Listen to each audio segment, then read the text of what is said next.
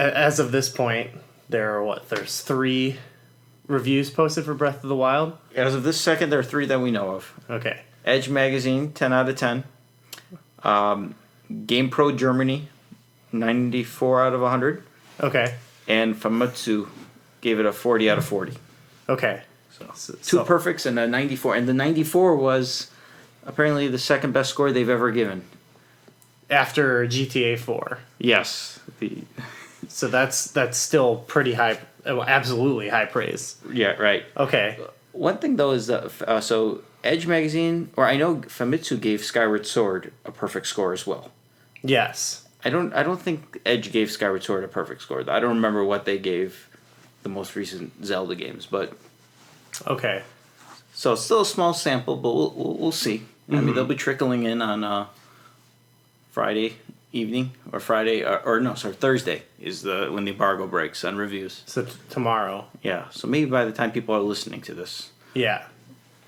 Well, I guess that kind of gets into what we're going to talk about was what we are thinking the reviews will be and what the reaction to those reviews will be. Yeah, I'm kind of waiting. If the game is really great, I'm waiting for the one outlier review just to get the bad press. The Tom McShay. Yeah. Who's this? Because if you're sorting through game rankings or Metacritic and you see there's 90 reviews for this game, and of the 90, 60 of them are in the 9s and 30 of them are in the 8s and whatever, and then there's one that's the 7.3 out of 10. Mm-hmm. Nobody's going to look at the review that got 88%. Everyone's going to look at the one that got the 72. Yeah. And it's a very snakish way to get traffic. Oh, so you think it's a tactic? Oh, yeah, I'm sure people have thought about that. Mm-hmm. So do you think the review's a little disingenuous with the score then, or? Generally speaking, no. That might be an outlier if something like that happens. Yeah, I think I like to think that most people are actually judging it based on a clear score. This is what they actually think it is, and that's what their review entails. And when you think about it, a 7 point something is actually still a really good score, depending on who's grading. Yeah. Well, I always joke, Zelda games they're scored on a scale of 8 to 10. Mm-hmm. So if a Zelda game comes out and it's an 8.1 or whatever, it's what went wrong? Yeah. How is this such an awful, miserable game or something? Yeah, what do you think are maybe the lowest rated or considered the worst Zelda games? I know it's not one opinion. I think in terms of ratings, I would probably say I don't know if Triforce Heroes counts. Yeah. Okay. I mean, maybe not. Maybe the main series ones. I don't know. I'd have to look at some of the aggregates. I would say probably Minish Cap might be low. Mm-hmm. Because it's even games that nowadays you think of as time changes Zelda games. Oh yeah. No Zelda game is the same as its release as it is 3 years, 6 years, 25 years later. Yeah. So it's IGN giving Skyward Sword a perfect 10 out of 10. I wonder if they reviewed that today, if they would give it a 10 out of 10. Yeah. We talked about the Zelda Cycle. Oh yeah. Where there's the hype leading up to the game, and then it's always, this is amazing. Usually, a lot of people agree, this is amazing. Then what, is it a couple months later, that's when the responses to it come out. Right. And then I always think whoever was really young and that's their first Zelda game they play, when they become old enough to where they're more of the consensus on the internet, then it's hailed as now it's this is a classic game. Right. That's happened to, I feel there was backlash about Twilight Princess, Wind Waker. Right. And now, people that are from that generation, of course they love that game. Yeah. And yeah, it's funny. There was a period where I think Wind Waker was prior to release, it was very mixed just because of the graphical style. Yeah. And I think it just There was a time where I thought Wind Waker. I think a lot of people thought Wind Waker was just not a great game. And I really think it wasn't until Twilight Princess came out that Wind Waker all of a sudden became renowned as this like one of the best Zelda games. Yeah. And I think Twilight Princess, the same exact thing happened, where everybody loved it when it first came out. The hype it was so much excitement for the game. Everybody loved it when it came out, and then like after 2-3 years went by, it started like going sour. Like people didn't think it was very good anymore. It was too easy. It was too linear. It was, the open world. The world was very bland and lifeless. Mm-hmm. And then Skyward Sword came out. And then like Twilight Princess is like, wow, what a great game. Yeah. And now it got its own HD remake and everything. So, do you think Breath of the Wild will affect how people feel about Skyward Sword? I don't know. Since I think Skyward Sword might be like amongst the core Zelda fans, I think it might be lower than where Twilight Princess ever was. Yeah. There's so much, like, I think amongst, like, when I talk to core Zelda fans, like, I see more negative stuff about Skyward Sword than positive stuff at this point. Mm-hmm. But this cycle has proven... Right. I think people will think more positive about Skyward Sword in a couple years than they do right now. Yeah, I can see that. The only thing I guess the concern, because Skyward Sword still has a lot of good things going for it. In particular, yeah. I think it's the most like cinematic or story-based Zelda game. Yes. And if that gets supplanted with Breath of the Wild, as Breath of the Wild looks story-heavy. I don't know. We'll see. Then maybe it's like the story positive of Skyward Sword won't be as important because there's another story-based Zelda game that's supplanted it. Yeah. But I'm sure, like, I've like, have you played many open world games? Have you played like The Witcher 3 or like? I played a little bit of The Witcher 3. I've played the Elder Scrolls games, Grand Theft Auto. I've played. Or Dragon Age, I think, is another one. This one gets compared to. Yeah. I don't know any of those games. Mm-hmm. So this is like, I'm like going in. This is the first time I've ever done one of these. So do you think? Okay, so, I'll make maybe an analogy to bands of a certain style of music. You get it, like you hear a band that gets you into a kind of music, right? They may not be the innovator or the best, but that kind is like what sticks to you. So even if you hear some other bands, it'll maybe never supplant your favorite. Sometimes it will. But do you think like say it turns out you like open world games, like will Zelda fans who don't play other open world games maybe not realize that it could be not as good as, or not half as good as something like Witcher 3 or Skyrim or Dragon Age? I don't think they'll know, or I don't think they'll care. Because I think Nintendo has this weird formula where they have so much charm with some of their franchises that there are other games out there that almost do the exact same thing, and in many cases better than what they're trying to do.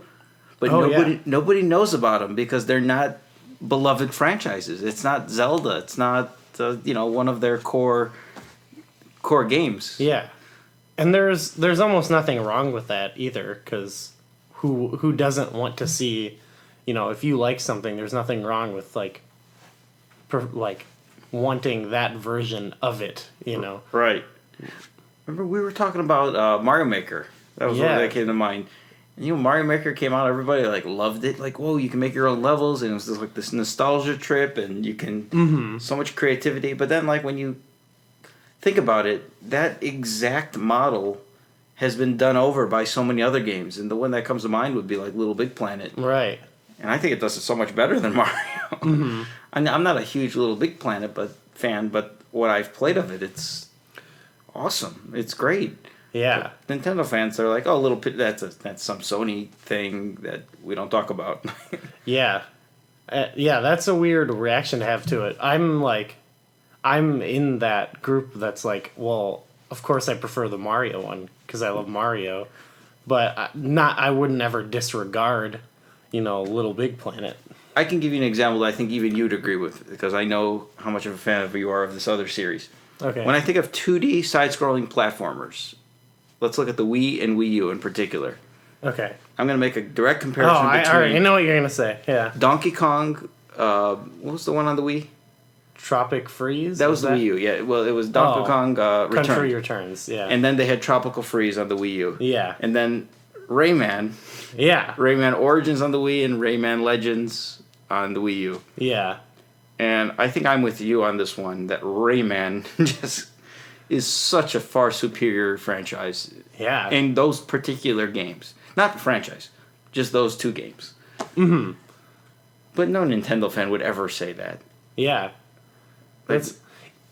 Well, I don't know, because I feel like I'm a Nintendo fan. Like, I think it might be because I didn't play a lot of Donkey Kong Country, that maybe I could say that.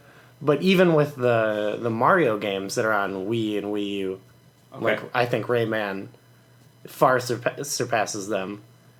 But it feels like with those, they do follow this, like, tight formula of how a Mario game should be, or a Donkey Kong game, I suppose. I don't know.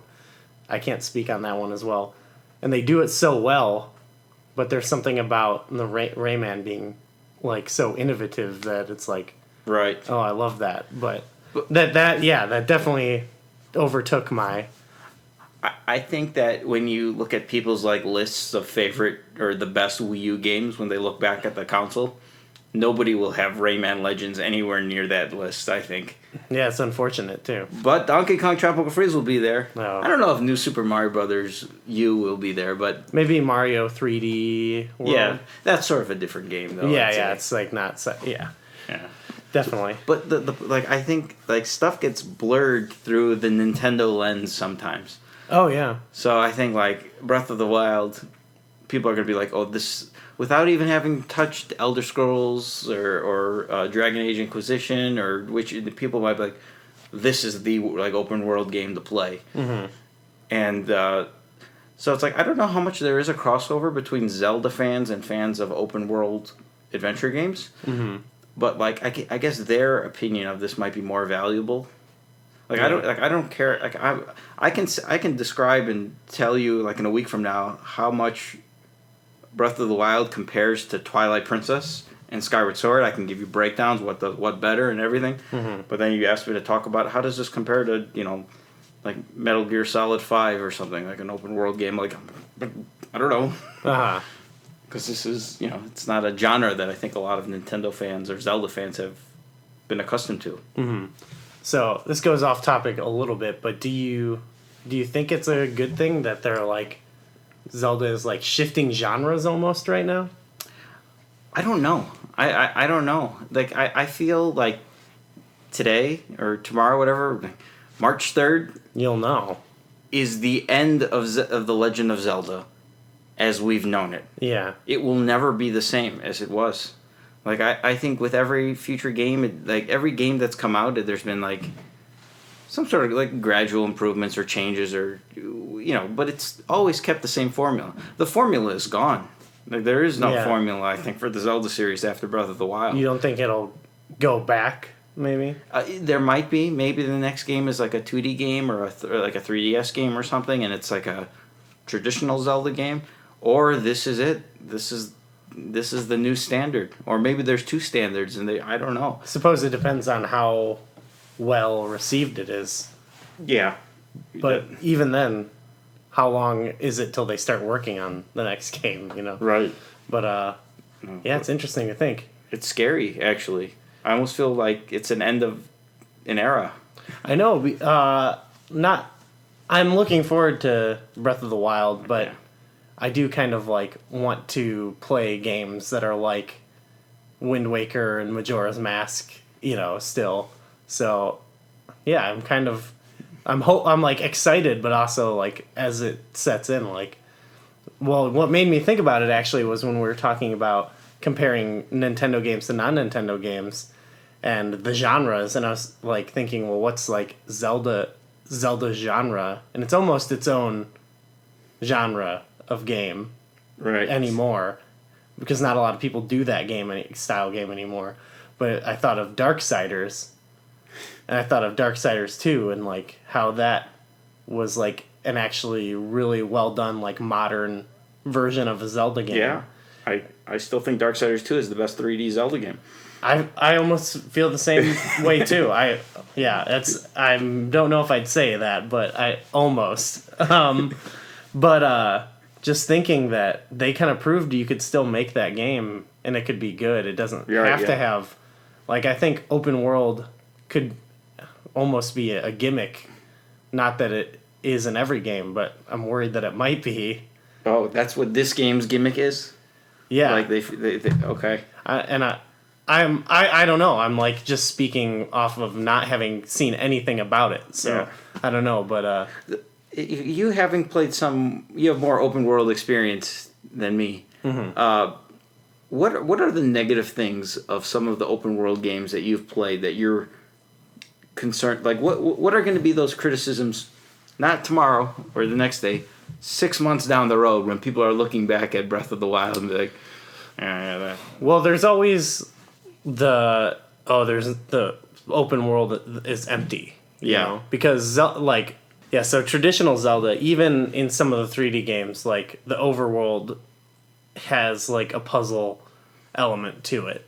Right. Whereas in an open world game, it's more about the realism of it. So you're not, when you're walking around, there's not just like puzzles everywhere. Right. But so I think could potentially exacerbate already what has been an issue with Zelda, where it's not necessarily maybe because it's not necessarily an issue in open world games, people won't worry about that. But I think that could potentially be an issue.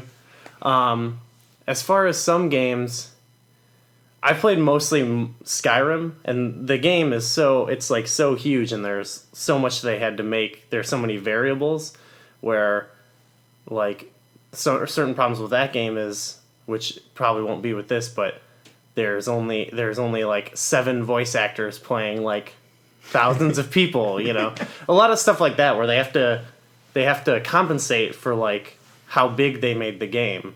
They're like, stuff's just not as unique, I would say. Though they do a good job of covering hiding the strings or whatever, but there's times where it just, it comes undone a little bit. And you just kind of accept that because it's an open world game. But I don't know if that's what people necessarily want out of a Zelda game. I'm sure there will be 2 camps of people. Maybe one will be louder than the other, but I think some people will probably reject that style. But I think mostly, at least at first, the Zelda Cycle, people will be very excited about it. All right. But I'd like to see, I'd like to see a Darksiders 2, just a well-made Zelda game. Yeah. But I'm not already dissing on this game before it comes out because I'm really excited about it. Oh yeah. The one thing I'm worried about is with how big this world is, and with how many like enemies there are. Like, I mean, most Zelda games will have 40 enemies, like types of enemies, and then maybe there's variants of each enemy or something. But like, I'm worried like how many different variants of the Bokoblins are there going to be? Because we've seen so many of those in the first intro area. And like, are there going to be Bokoblin camps throughout the whole world? With then each time you encounter them, there's slightly stronger ones or bigger ones or like bigger moblin. Like, is there going to be enough diversity in the enemy selection to make it feel fresh? Yeah, it's a hard line to, or it's a hard thing to navigate, and Zelda has already kind of failed at that somewhat. I think Skyward Sword might be the worst culprit of this one. Yeah. Where there's Bokoblins, and then there's Electro Bokoblins, and Cursed Bokoblins, and then Blue Bokoblins, and Bokoblin Archers. Like, but that was like all the variants of the game. Yeah. I actually would argue A Link to the Past does this better than any game in the series. Because A Link to the Past has like 70 different enemies. And there are so many enemies that are literally only in one room of the entire game. Like, there's like an enemy, like Lynels, for example. There are, I think, 3 Lynels in the whole game. Yeah. They're in the Dark World, next again is Tower, and those are all of the Lynels in the whole game. and it's just there's not like lineling all over the over Right. Whereas in I think like even Ocarina did an okay job with this too, where there was enemies that were only in certain areas. Yeah. There was not that many overworld enemies, generally speaking, in Ocarina. But I like Twilight Princess. I think it was a little bit repetitive too with some of their enemies. They were okay though. Skyward Sword's the big one that was the big negative. Yeah. So that's one of the. But this game, with how big it is and how open it is, there's not that many enclosed areas. That doesn't seem like. So No. how many different choo-choos are we gonna run into, or keys? Is it gonna feel repetitive? Not so much when you're in hour number 3 or 10 or 13 or 27, but when you're at hour number 90 of playing this game. Right. It's like, oh, here's another Bokoblin camp. Yeah. I mean, I'm like thinking about other games that do this. Like, there are definitely ways around it. Like, they'll have generic enemies, but they do a good job of changing it up. But in those games, also the enemies you're fighting are various types of like human or humanoid people of different races, like be the elves or whatever. In this, it's like I think Zelda kind of always stays away from like it's always cartoon violence, right? So they have to have maybe Stalfos or whatever, Wolfos, but I don't see those just like chilling at camps all over the place, So I do understand how it could be a fear that like, oh, maybe it'll just be Bokoblins everywhere, because that seems like the easiest generic enemy to fight is like something that they're humanoid-ish monsters. But Nintendo doesn't want you killing things that look like legit humans, right? Yeah. So yeah, I can see how that's a fear, but yeah, all of this we just don't know until the game actually comes out. Yeah, there's gonna be something that like people are gonna look back and be like, like, Breath of the Wild's a great game, but there's gonna be something, because I can say that about every I